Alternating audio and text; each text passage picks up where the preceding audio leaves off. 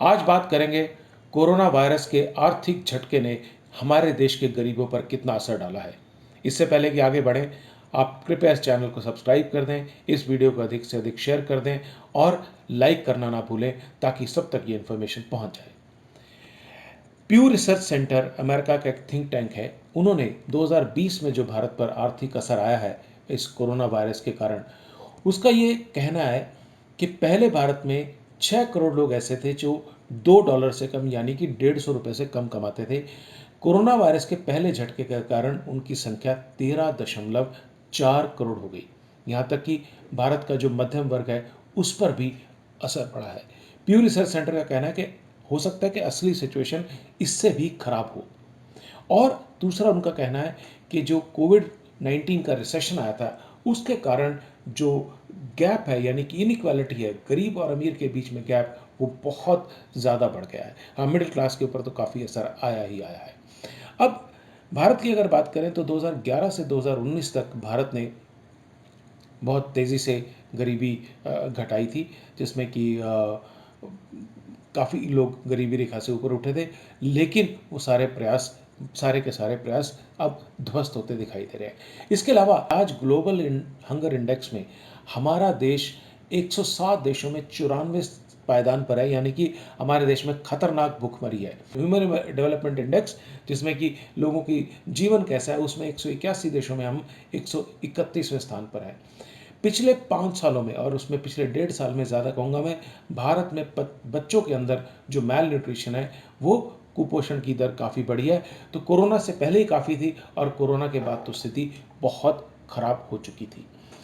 अब अगर इंडस्ट्री की बात करते हैं, मैन्युफैक्चरिंग की बात करते हैं, एमनेस्टी इंटरनेशनल के प्रमुख आकार पटेल कहते हैं कि भारत, ये माना जा रहा है कि आज बांग्लादेश और वियतनाम से भी पीछे ही है।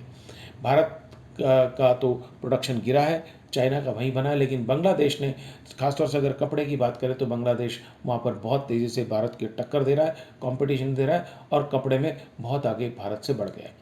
पिछले 20 सालों में भारत को एक उभरती हुई आर्थिक शक्ति के रूप में लोग देख रहे थे। साउथ कोरिया, चाइना का विकल्प देख रहे थे। Make in India, startup India, ये अच्छी योजनाएं थी। इसमें मैन्युफैक्चरिंग को बढ़ावा देना था।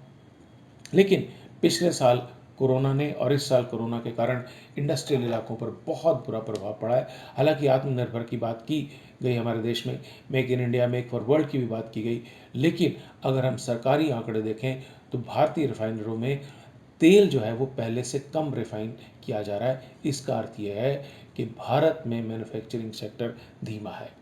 कैपिटल वाया ग्लोबल रिसर्च के हेड गौरव गर्ग कहते हैं, पूरी क्षमता से कंपनियां काम नहीं कर पा रही।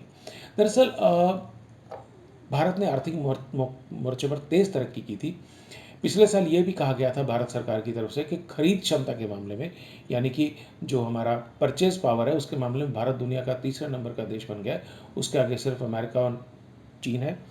ईज ऑफ डूइंग बिजनेस में भी वर्ल्ड बैंक की जो रैंकिंग है उसमें भारत 63वें स्थान पर आ गया था। ग्लोबल इनोवेशन इंडेक्स में भी हम 48वें स्थान पर पहुंच गए थे, 4 पायदान की छलांग लगाकर। लेकिन जो मैंने आपको पहले बताया था, भुखमरी में और उसमें कोई परिवर्तन नहीं आया।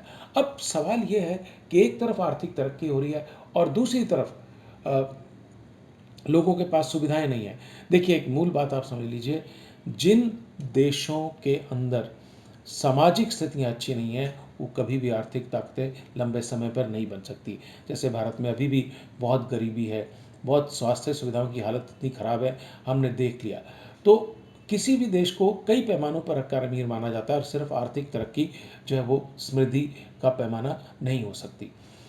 सबसे बड़ी चीज़ यह है, अगर भारत जैसे देश को अब अपने आप को वापसी लाना है तो सामाजिक स्थिति में सुधार करना होगा। यानी कि गरीबों के लिए बुनियादी जो शिक्षा है, उनका रोज़गार है, उसकी व्यवस्था करनी होगी। हमारी स्वास्थ्य जो सेवाएं हैं उनको मजबूत करना होगा। बच्चों की पढ़ाई पर ध्यान देना होगा। बहुत सारी ऐसी चीज़ें हैं, उनके बारे में हम बात करते रहेंगे।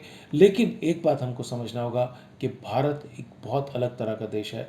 बहुत बड़ी जनसंख्या है यहाँ पे, और साथ ही अलग अलग तरह के प्रदेश हैं, अलग अलग तरह के इलाके हैं, अलग अलग तरह की यहाँ चैलेंजेस हैं और अलग अलग तरह के यहाँ पे फ़ायदे हैं। तो हमारे को हमारे देश के आर्थिक और सामाजिक ढांचे के हिसाब से वो काम करना पड़ेगा। और सबसे ज़्यादा जो कमज़ोर हम हैं वो है स्वास्थ्य सुविधाओं के ढांचे के मामले में। वहाँ काम करना बहुत ज़रूरी है, वरना हमें भुखमरी से कोई नहीं बचा सकता। आप हमारे साथ जुड़े हुए हैं, इसके लिए बहुत बहुत धन्यवाद।